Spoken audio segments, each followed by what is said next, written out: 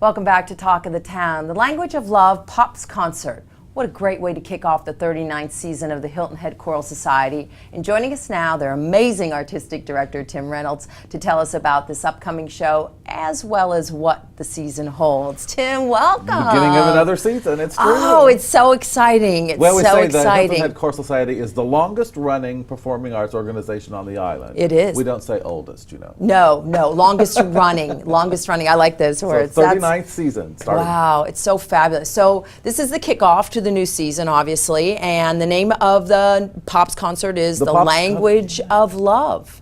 So what's going to be featured? Well, you have to say it like this, The Language of Love. It sounds more like a Barry White album. It does, it does. You do that so much better than I. We have a lot of variety. We say we're celebrating love of all kinds. Love of romantic love, certainly, but love of music, love of place, love of literature, love of, lots of a variety of things. Right. And so this is actually the full course and the full orchestra, correct? So how many people actually are rehearsing for this performance at this time? Because we have a few fewer singers in the fall, so we'll have about 90 or so singers and an orchestra of about 30. Okay, so it'll be so quite. It'll be a nice big festive evening. Yeah. And where is this one being held? First Presbyterian Church here on Hilton Head, Mid-Island. Okay, and it is on, did I say September? September 12th, Friday the 12th. Okay, and what time does that start? It starts at 8 o'clock. 8 o'clock, okay. And I know the concerts usually run a couple hours. Usually about an hour and a half. We go for an hour and a half. Yeah, and which is perfect. It's just perfect. A few years ago, we stopped taking in intermission and just went 90 minutes. We figured everybody would rather be home and having a hot toddy and in their jammies a half an hour earlier.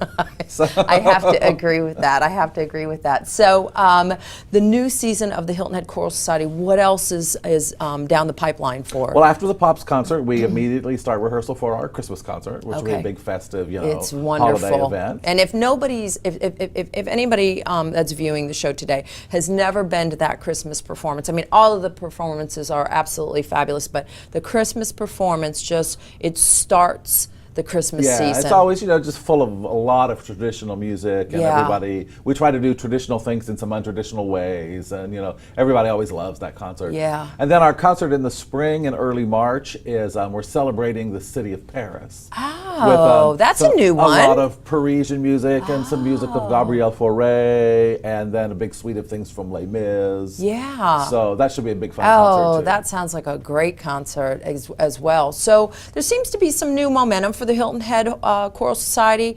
Most of your concerts sold out last year. I know that we're hopeful that the same situation will be this year. We love that.